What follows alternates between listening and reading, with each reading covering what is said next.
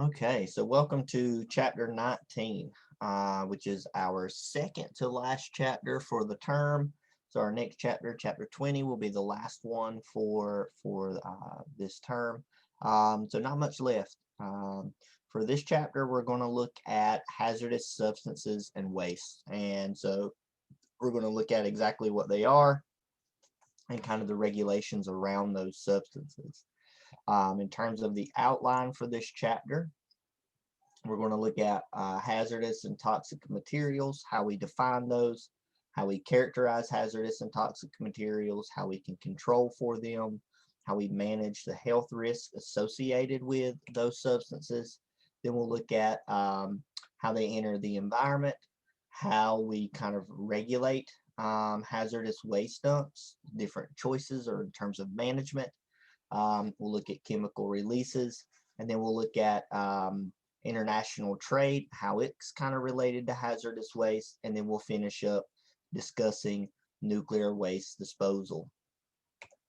Okay, so hazardous and toxic materials in the environment. Right? So a lot of the technology that we use today um, uses or generates a waste from the production cycle of generating that technology or making it that creates hazardous or toxic substances. Okay. Now, at various sites around the world, you can either get the purposeful release of these chemicals or you can get an accidental release. And that release will lead to contamination of the environment, right? Whether it's land, air, water, etc. That chemical will get into the environment in some way. And so we have governments and agencies that basically set rules and standards to try to protect the health and safety of the public, right? So we don't want to be living our lives, minding our own business, and somebody in an industry is not, being careful or doesn't care and release toxic waste that end up harming someone in yours or my family or even ourselves, right? So this is what we want to avoid. And so governments and agencies have set standards to try to regulate that waste and how it gets into the environment and how it affects human populations. So with toxic substances, you first have the research and development for those substances. Then they go into either manufacturing or importing goods. Then you have storage of the toxic waste. Then you can have transportation of that. Then you have the use and then the disposal.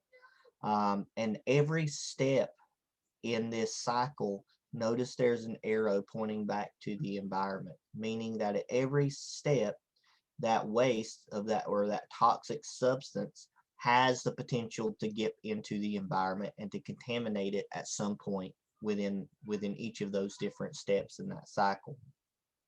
Now, what we're going to first focus on here is what we exactly mean by hazardous and toxic materials. And so a lot of people use these terms interchangeably, but the way that they're actually defined um, does not allow them to be used interchangeably. And so I guess I should say they shouldn't be used interchangeably. Now, a toxic substance is defined as a narrow group of substances that cause human injury or death. Okay. Whereas a hazardous substance is much more broader in terms of the substances it encompasses, and it refers to dangerous materials that create human health or environmental problems. Okay, so a substance is toxic when it's related to, this human aspect. Hazardous is related to the human aspect as well as kind of the environmental portion of these wastes negatively affecting the environment. And so the way we identify hazardous materials is generally through kind of studying associations of these chemicals But depending on the organization and the government agency, the definition of what material is hazardous may actually differ. And just for example, we're going to use the DOT, the Department of Transportation. And we're going to look at a list of several hazardous materials that they have defined. So here's a list of some of those materials. So we have things like explosives, gases, and those gases could either be flammable, non-flammable, or toxic. You can have flammable liquids. You can have toxic materials and infectious substances. Um, and those could either include organisms or specific product or in chemicals. So this could be like non-living or living substances. You have flammable solids, radioactive material, corrosives, etc. Okay, and so this is a list of hazardous materials that's put up by the Department of Transportation.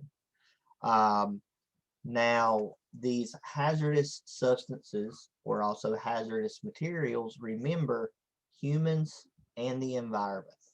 Okay, and the way the EPA defines hazardous materials is if that material has one of these four characteristics, whether it is able to be ignited, whether it's corrosive, whether it has explosive reactivity, or whether or not it can release toxins, so it's toxic. Now, a lot of, not a lot, but some of the materials that we'll identify can fall into two or more of these categories. So for example, gasoline is a fire hazard. It can be explosive. Um, and so it falls into several different categories. So at least two of those four. Now, the hazardous waste that we are concerned about, or you know, pretty much all of the hazardous waste are basically generated from human activities. So from industrial, business, or household activities. And these waste products have no immediate use whenever they're generated. And so we have to get rid of them. And that means in order to keep those wastes from harming humans or harming the environment, they have to be disposed of in an appropriate manner. And so there are actually regulations determining how you can produce, store, and dispose of products that generate these wastes or the waste of those products. So for example, products we use like plastics, pesticides, medicines, paints, etc., can generate hazardous waste. So for example, medicines can generate organic solvents and residues that could be harmful to the environment. Paints can generate heavy metals that could lead to lead poisoning. They have specific pigments that could be dangerous. Gasoline and oil can have organic compounds, heavy metals or ammonia that can affect the environment. Um, and so there are a lot of waste products, or there are a lot of wastes that come from the products we use. Even in the production of, say, our everyday clothing, our textiles, our shoes, etc. And a lot of us really don't think about what happens in that production process and what's generated in terms of waste for the things that we buy and consume. Now, whenever the government is, or groups, countries, etc., are regulating the use of toxic and hazardous substances, most parties involved will draw up a list of specific substances, okay? And those substances will have been shown to be related to human health instances, so instances where they've caused adverse human problems, health problems, or they've been associated with negative environmental effects. And so those lists of substances is what those countries are generally going to regulate. And so there was this command and control method of regulation that began with the EPA and OSHA, and this started in 1970. And so basically what it is it's determining who is responsible for the waste and putting that party responsible. So the PRP, the potentially responsible party. And so the government's going to assess who is responsible for paying for the cleanup of that substance. And the PRP is the one that's going to be responsible for dealing with the remediation of the site once that waste has entered the environment and is causing negative effects. There are also voluntary standards where you have industry standards that have been developed and incorporated into federal acts.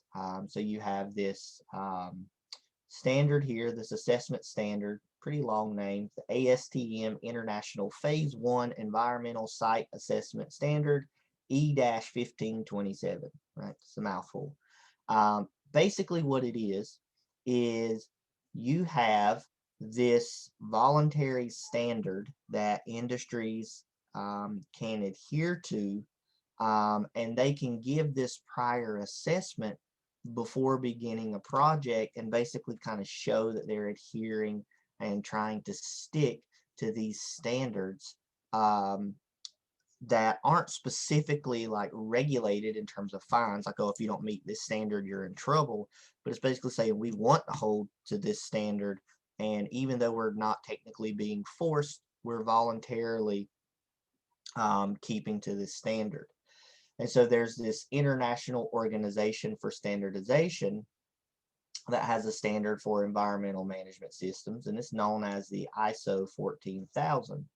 So a lot of companies, a lot of organizations, corporations, production facilities seek to get this ISO 14000 certification. If they have that certification, then they can say, look, we're being environmentally friendly. We're trying to control our environmental impact, and we want to improve our performance and how we affect the environment itself. And we have this certification showing that we're adhering to these voluntary standards and that we meet this ISO 14000 standard. Okay. But now, whenever the wastes do enter the environment, humans or other organisms can be affected by those wastes. And so if you are affected by, say, a mass dose at once, then that's what's referred to as acute toxicity. So basically you are exposed to a toxic substance, and it can make you sick within a very short time frame because of the amount of the substance that you've been exposed to. But now let's say you are a farmer and you're spraying Roundup every day or another pesticide, right? And you are exposed to a little bit of that toxic substance over a very long period of time, then you can get a buildup of chronic toxicity. And so that chronic toxicity is much harder to detect because you don't really see symptoms of that toxicity for long periods of time.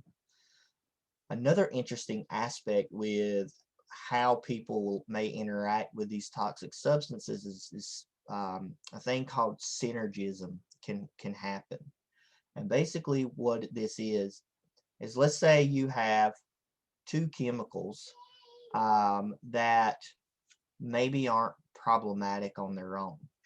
But then if they get mixed together, then they are problematic. Right? So all of a sudden, synergy between those two chemicals causes them to be very toxic. And so synergism is the potential of these harmless individual compounds to become really toxic and do a lot of damage and pose a lot of health risk when they become combined. Um, and so one of the issues here is that most of the studies for toxic substances are really focusing on those individual compounds, those single compounds. And so there's not a lot of studies kind of looking at these synergistic interactions that can and do exist. Now, outside of the amount of the substance that you're exposed to and the time frame that you're exposed to that substance, you can also have substances that are persistent and non-persistent. So persistent pollutants are remaining in the environment for very long periods of time. So remember DDT, we gave that example on how it can bioaccumulate and biomagnify up the food chain. And these synthetic chemicals, they're in our food, they're transported, they're part of the clothing process, appliances that we use in our houses, recreational equipment, a lot of products that we use on our daily lives. Um, and so again, those are going to kind of remain around the environment and do damage over a long period of time. You have non-persistent pollutants that don't remain in a long period of time and are often biodegradable. So there are some toxic organic materials that can be broken down by decomposer organisms, so like bacteria or fungi. These are things like organophosphates. They decompose relatively quickly, generally a couple weeks. And because they're decomposing, they're not really getting up into the food chain and causing issues through like things like bioaccumulation and biomagnification. But that's not to say that they still can't cause issues with the time that they are in the environment. And so one of the things that managing agencies will look at is trying to limit the exposure to these toxic substances. And if you think about it, you've most likely heard, everything in moderation, because even if a substance is not toxic in, say, low doses, if you get a high enough dose, eventually most substances are toxic. And so the thing that regulatory agencies are interested in is at what dose, right, does that chemical become a hazard? When is it a problem? So there's no easy way to really go in and establish these acceptable levels, because you're not going to expose a population to a chemical just to determine what level it becomes toxic at. There's very big ethical issues there. And so it's not like you could experiment with these types of things. And so they have to go on based off of evidence that they've seen and kind of exposure limits that were in the environment or that they've observed, and kind of go at it that way. And now they could do potentially some experiments, say like on mice populations or other things like that. But again, it's still very difficult to get those exact levels. And then also the purpose in which you're setting a limit for determines when you're going to classify that dose. So for example, there are four limits here. So you have a permissible exposure limit, you have a short-term exposure limit, a time-weighted average, and then a ceiling limit. So each of these you would set based off of different purposes. So are you looking at what's the limit, say, in a single exposure setting, right? Then maybe that's the short term. Or if you're looking at, say, what would be your average exposure over a certain amount of time, would that be harmful or not? And then maybe you could do like a ceiling limit. So what is the maximum dose that you could get before that becomes harmful? And so again, it depends on the purpose for what you're classifying that dose limit. And people can be exposed in three ways. You can inhale that substance, so you can breathe it in. You can absorb it across your skin or your membrane, so like in your nasal membranes or your mouth, etc. Or you can consume it where you directly put it into your digestive system, right? So inhalation, consumption, and absorption. And regulatory agencies will determine the level of exposure at which none of the test animals, right? And so again, things like rats, mice, is affected. And then they set the exposure level lower to allow for a safety margin. So basically what they do is they say, okay, based off of our test on these mice and rats or whatever animals they're using, let's say the level is 300 units at which the exposure occurs, at which they start to see um, negative effects. Then they would set that significantly lower than what it would need to be. And so, oops, give me 1 second. My PowerPoint decided to be funny. Okay, and so let's say that if the exposure level was 300 where they start seeing negative effects, then maybe they would say, okay, you have a threshold of 2,000. Or not 2,000, but 250. So you would set that exposure lower level to allow for a safety margin. And then that threshold level, right, would be where you start seeing those effects. Even when these are being set, they can vary from regulating agency to regulating agency, so from country to country. And so again, they're going to vary, and if you ever look at them, you'll see that they vary depending on where you're at. Now, businesses and industries in terms of waste are pretty regulated. Citizens are becoming a big source of hazardous waste releases, and if it keeps happening, maybe we'll have to start looking at regulating individual people in terms of dumping or releasing hazardous waste, but that's going to take a lot of resources to do that. So I mean, we may never even get to that point, but the business and industries are really regulated. Your hazardous waste can enter the environment in several different ways from these different areas. So whether it's a business, whether it's an industry, whether it's a factory, or whether it's one person in their yard, that hazardous substance can enter through evaporation.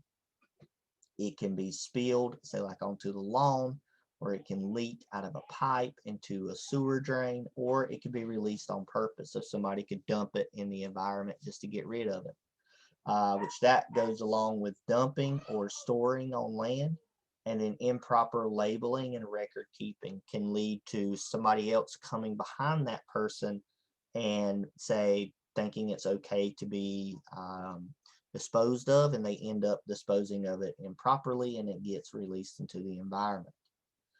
Now, before 1976, where you have the RCRA, so the Resource Conservation and Recovery Act, hazardous waste material was pretty unregulated.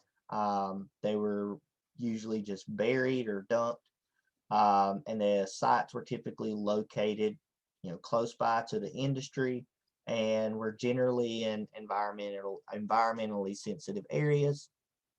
Again, because basically there was no regulation, and these factories and facilities wanted to get rid of the waste as, quote unquote, cleanly for them and as efficiently as possible. And so that meant, if we can get rid of it, by dumping it in the lake behind us, then that's where we're going to do it.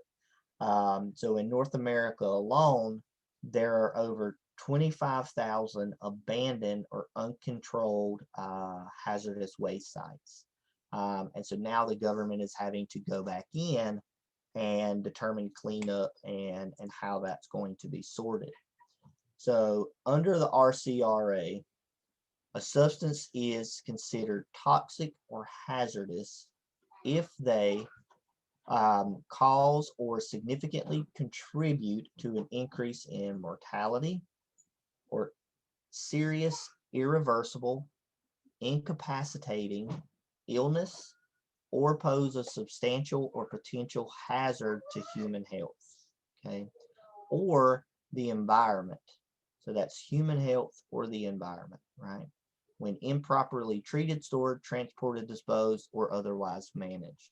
Okay, so we're looking at, death, irreversible effects for human or environmental changes, illness, and so pretty much what we've already defined.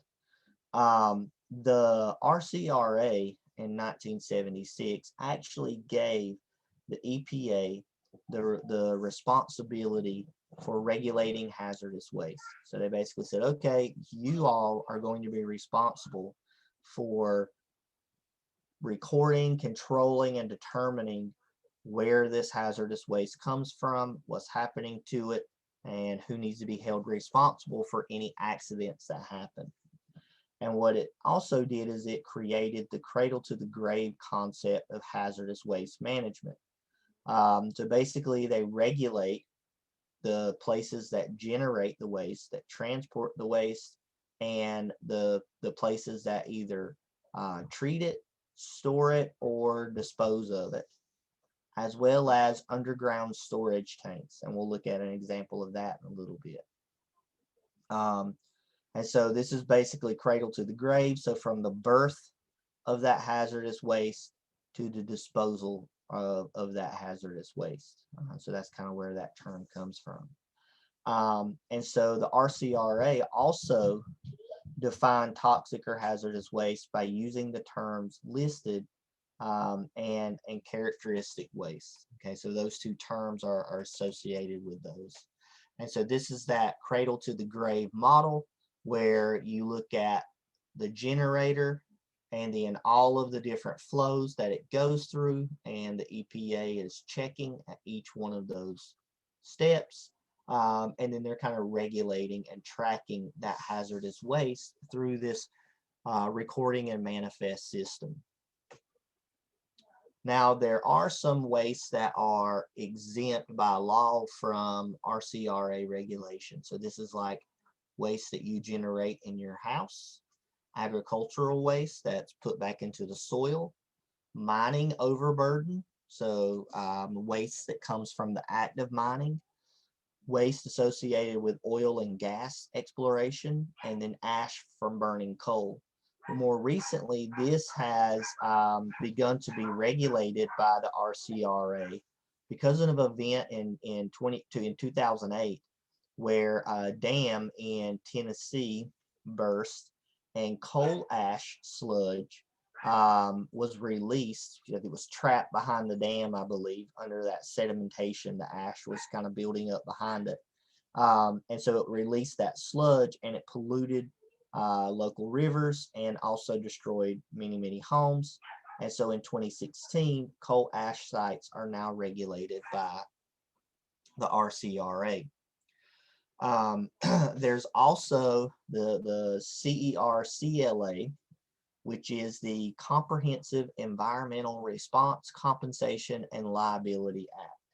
So basically, this act was brought about in 1980, and it deals with generating finances for the cleanup of large, uncontrolled, hazardous waste sites, and is now known as a Superfund. Okay, and the U.S. is primarily one of the principal, not primarily, but is one of the principal participants in the cleanup of hazardous waste sites. So the CERCLA has a couple of key objectives. So they want to start with cleaning up the worst hazardous waste sites, and the people who are responsible for those, when they can be determined, the PRPs, they want them to clean up those hazardous waste sites when possible. And then they also set up a $1.6 billion hazardous waste trust fund, so that's the Superfund, to help support the identification of hazardous waste sites and the cleanup of any abandoned hazardous waste sites that they find. And they also have a goal to advance scientific and technological capabilities in hazardous waste management, treatment, and disposal. So to help become more efficient and to be better at managing, treating, and getting rid of these hazardous wastes, and to minimize as many negative effects that happen as possible. So under this, there were 44,000 sites that were evaluated. 11,000 of those, so a fourth of those, were serious enough to go under further investigation. And then the list of these 11,000 are known as the National Priorities List. It's still active, and the number of sites fluctuates because they will get rid of some and then they'll find new ones. And so you have kind of a fluctuation to the number of those sites that's on that list. A lot of companies found it cost effective to hire lawyers to fight their inclusion in the cleanup effort. So basically it was financially, economically better for them to pay lawyers than to pay for the cleanup. About 1,100 sites have been cleaned up to date. Most of those remaining sites are either being processed or are under study so that they can figure out the best way to go about cleaning up these sites and locations. By the year 2016, there were about 1,300 sites on the priorities list, and there were about 50 more being considered for inclusion. In total, we're looking at a ton of money, 27 billion in total expenditures in order to deal with these hazardous waste sites. One interesting aspect about this act is that any party can be held responsible for the entire cleanup. And this actually led to problems. And so because of that, there was some legislation that resulted of this capability, and it provided exemptions for parties.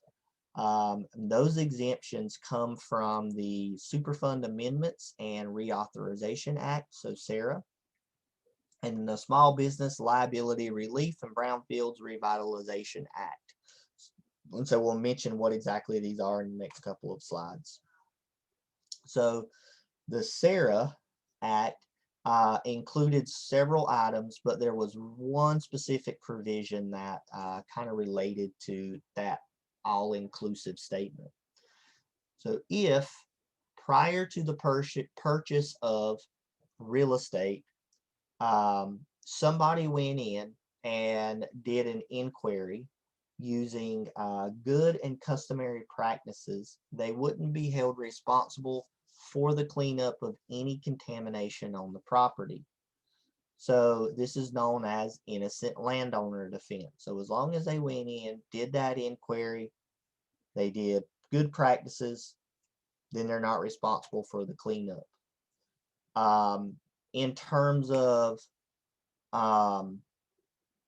the abandoned sites that were left vacant, developers were not willing to accept liability if they purchased the land for redevelopment.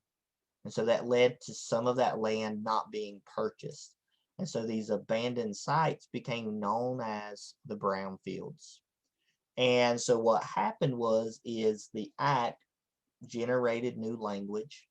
And so purchasers of that real estate can perform an environmental assessment. And what it does is it allows for the Superfund sites to return to that useful function rather than sit vacant, because if they provide that phase one site assessment, then they're not responsible for the cleanup of that hazardous waste material. And so now people will want to go in and buy that land and redevelop it. Okay. So how we choose to manage hazardous waste determines whether or not it becomes an issue. Um, and so the EPA has a pollution prevention hierarchy that kind of goes through and shows how you can prevent the pollution of these hazardous waste and toxic materials. So what you want to do is you want to first reduce the amount of pollution at the source. So if you reduce how much pollution you generate, then that minimizes how much you have to deal with later on. And then if you can recycle those wastes, then that's less you have to treat or dispose of. Then if you treat the waste to reduce the hazard and the volume, again, that's less you have to dispose of. And then you can dispose of the waste on specific sites on the land or incinerate them only as a last resort. So that's what you want to do only if there's no other way to get rid of that. And so here's that pollution prevention hierarchy. So you have the reduce and reuse, the recycle, treating it, and then finally disposing of it. Okay. And so this pollution prevention is known as P2. So you have two P's, pollution prevention. And so you're basically encouraging changes that prevent hazardous waste from being produced. And so the less you produce, the more you have to dispose of. And a lot of actions are very simple and actually are pretty cost effective, and they don't cost a lot. So for example, not using lead bullets anymore, and converting to other types of ammunition. And so if you're a waterfowl hunter, you know that you now can't use lead shotgun shells. You have to use steel because of the impact that the lead bullets were having on ecosystems. And then waste minimization basically involves manufacturing changes that reduce waste. So you replace hazardous solvents with other environmentally friendly solvents that isn't going to generate that waste. Recycling involves using waste for another purpose, so they're now not waste anymore. So you can burn waste oils as fuels instead of getting rid of it. You can incorporate ash into concrete or other building materials so that it is not a waste that you have to get rid of. Then you can treat those wastes. So if you can't reduce or recycle them, then you can hopefully treat them in a way that their amount is reduced or they're not hazardous anymore. So you can neutralize it, you can hopefully biodegrade it, you can strip it, it can undergo kind of a carbon absorption, so like a filtration method, or it can be a precipitate where you kind of allow it to form these solid um, substances that you then can remove from, say, a liquid, and then the rest of that liquid is not hazardous anymore, and then you can just have to get rid of the precipitates. Now, whenever you end up having to actually dispose of a material, you then have to figure out the best way to dispose of it. Right? So recycling and treatment activities can actually reduce the amount of hazardous waste by about a fourth, so almost 25%. The remaining wastes are either going to be incinerated or disposed of. So incineration is where you burn it at high temperatures and you can destroy almost 100% of that hazardous material. So a very small portion is left over. We also have high costs and concerns about emissions, though, that has kept incineration from being kind of one of the major disposal methods in the United States. Land disposal methods is the primary source used in North America because we have a lot of land available and it's less expensive than incineration and it doesn't directly release those emissions. Now, if they're not disposed of properly on the land, then it's going to be just as big of a disaster, if not bigger.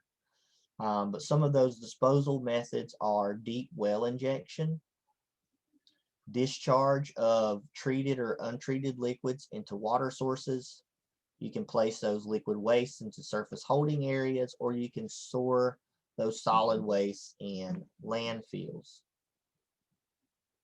Now, when we look at toxic chemical releases, the Emergency Planning and Community Right to Know Act, so EPCRA, was set in 1986. This says that if you are any industry plant and you are going to release at least 23 kilograms of toxic pollutants into the environment, you have to file it, report it, and record it. So these are the primary manufacturing industries that are releasing this amount of material. That information is collected, and it allows the Environmental Protection Agency to target specific industries so that they can enforce regulation of that toxic material. So in 2015, about 400 million kilograms of toxic chemicals were released into the environment. So this is through mining, power generation, chemical, and metal manufacturing. Here we can look at a breakup of where that generally comes from, right? So like petroleum releases 36 million, primary metals 156, electric is 197, metal mining is 556 million. And so this can just kind of give you an idea of where that toxic release actually happens and where it comes from. For the international trade of hazardous waste, so with this, you can get hazardous waste to, in industrialized countries, hazardous waste has regulated and needs to be exposed of. But what they do is they can export the hazardous waste to developing countries because it's economically advantageous. What the issue is, though, is that those developing countries, they don't have the technology, the resources, and the administrative structure to safely dispose of and recycle those wastes, and so their populations become exposed to those toxins. So basically, you have these developed industrialized countries that says, okay, it's cheaper for us to export these wastes to developing countries, and because it's cheaper, it's better for us, and then we really don't care what happens. And so those populations then become exposed to those toxins. There was a Basel Convention in '92 that wanted to minimize the generation of hazardous waste and control those transboundary movements. So to control that international trade so that we can start protecting human health and the environment in those less developed countries. Most countries have approved the convention. There are some that are still not following the rules and kind of do as they please. Now, in terms of nuclear waste disposal, radioactive wastes are hazardous and toxic by the definition established from the RCRA, but they are regulated in a different manner than what we've talked about for the other hazardous materials. So the Nuclear Regulatory Commission, the NRC, and the Department of Energy are responsible for dealing with and regulating the disposal of nuclear waste. So the NRC is looking at the spent fuel and the waste associated with decommissioning the power plants. The DOE has a responsibility for the waste that is made from cleaning up contaminated sites and from research and weapons development. Okay, and so looking at where nuclear waste comes from through that nuclear process. Okay, so remember we talked about how nuclear energy is generated, how it's put in rods, how it's used, and how it basically is either recycled or disposed of. In each of those steps, you could get nuclear waste. Okay, and the nuclear fuel, like we mentioned, involves getting that uranium, so mining it, processing it into the powder, putting it into the pellets, and then putting those pellets into the fuel rods, that go into the reactors, and then those fuel rods are either reprocessed or disposed of as spent fuel. And so each of these steps results in nuclear waste generation. Um, so with the past nuclear research and weapons development, there's been a lot of nuclear waste and contamination that has existed across the landscape. And the Department of Energy has become one of kind of the front runners in looking at a large number of sites that are contaminated with these hazardous chemicals and radioactive material. So there were thousands of contaminated sites with underground storage tanks, 55-gallon drum waste, and then thousands of sites that had contaminated soils. A lot of these sites, I don't want to say most, but a lot of these sites have begun being cleaned up. And each year there are fewer and fewer sites as we're cleaning those sites a little faster than what they're being developed.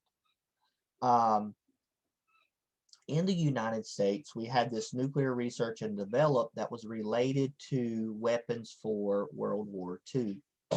Many of those facilities dealt with hazardous chemicals and waste by burying them or pumping them into the ground, or unfortunately releasing them into rivers. Eventually, the DOE assumed responsibility and started to clean up of these sites. So a large number of these sites had contamination with both hazardous chemicals and radioactive materials. 500 sites were deemed cleanup were required, and then over 100 sites were determined that some level of cleanup was required. Here we can kind of look at where some of these locations are. So each kind of dot shows you where a nuclear location is for a contaminated nuclear site that needs to be cleaned up and dealt with. So with these nuclear wastes, there are 4 general disposal methods. Not disposal, but there are 4 general categories of nuclear waste. There we go. I'm thinking ahead. So first we have these transuranic wastes. These contain a large number of atoms. These atoms are larger than uranium, and they have half-lives greater than 20 years, so they're going to last for a considerable amount of time. You also have the mining and milling waste that come from mining that uranium directly. Low levels of radioactivity here, but it is higher than background levels, so it is significant, and you need to pay attention to those levels because it can cause health issues. You have high level radioactive waste, which are these spent fuel rods that will either be reprocessed or disposed of. And then you have those low level radioactive waste where you have, say, substances that have low levels of radioactivity and not really classified into any of these other 3 categories up here. Okay. Now looking at the transuranic waste, so for example, transuranic waste from a weapons site in New Mexico are stored in this waste isolation pilot plant. This facility began taking waste in 1999, and what they do is they store it very, very far underground. So we're talking about 3,000 feet underground in these storage rooms and containers. So there's a building above where you have waste shafts that go down. You have exhaust shafts, air intake shafts, and you have these storage rooms that the waste will be stored in. For the uranium mining and milling waste, you generally try to prevent the uranium particulate matter, the dust, from leaching into underground aquifers, from blowing in the wind, or from diffusing into the atmosphere. And so the way you try to prevent this is by building fences. You put up warning signs so people don't go into those areas. You establish land use restrictions. You say, hey, radioactive material, you only can use this land for this purpose. Or you can cover the waste in a thick layer of soil and rock that is there to try to prevent that radioactive material from eroding into rivers or lakes or streams, from being blown into the atmosphere, or from moving into groundwater and contaminating the groundwater. And so those tailings that you get out of a mine, right, they can leach down into the groundwater, they can erode into a water source, they can diffuse into the atmosphere, they can blow into the atmosphere, and then deposit in residential locations.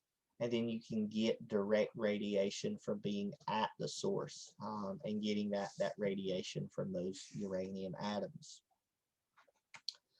Now with the high level radioactive waste, so like those storage rods, this is kind of where a large problem also exists in terms of the waste from radioactive power plants. In the US alone, we have about 76,000 metric tons of radioactive spent fuel rods.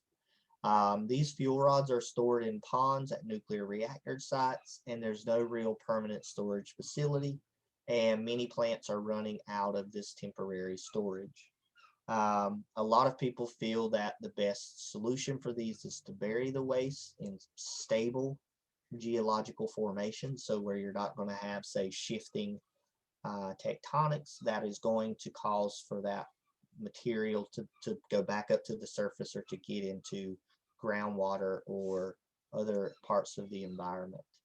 So here you have storage of spent fuel rods in water pools, and then here you have above ground storage of those spent fuel rods. I believe there's water in these containers.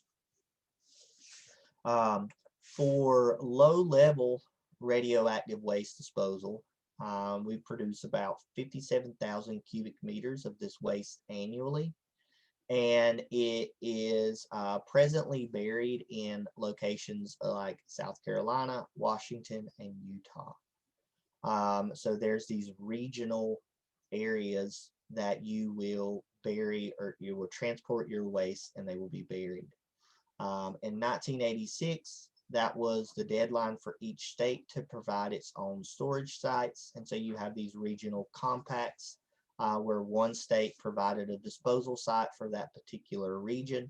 And so many states today don't have a permanent disposal site for low-level radioactive waste. So green states are unaffiliated with disposal sites. Beige, brown states have a affiliated pact. And so, for example, Texas will serve as an active disposal site, and it gets places from, or it gets waste from Texas and Vermont. South Carolina is from Connecticut, New Jersey, and South Carolina. And then these areas here are like in your Southeast Pact. You have like your Central Pact, your Central Midwest, your Rocky Mountain Pact, your Southwest Pact, and that's, you know, them working together to have those storage, low-level storage waste sites. Okay, and so that's it for our waste management chapter. Here's the summary slides for this chapter. As always, use these for your big key ideas. Don't assume that they're everything that's going to be on your exam. Look at the other ideas that we talked about that aren't mentioned in your summary slides. And if you have any questions, if you have any concerns, feel free to contact me. You can contact me by email, and you can also contact me by discussion. And so with that, we have one chapter left, so that's chapter 20, and we'll see you in that chapter.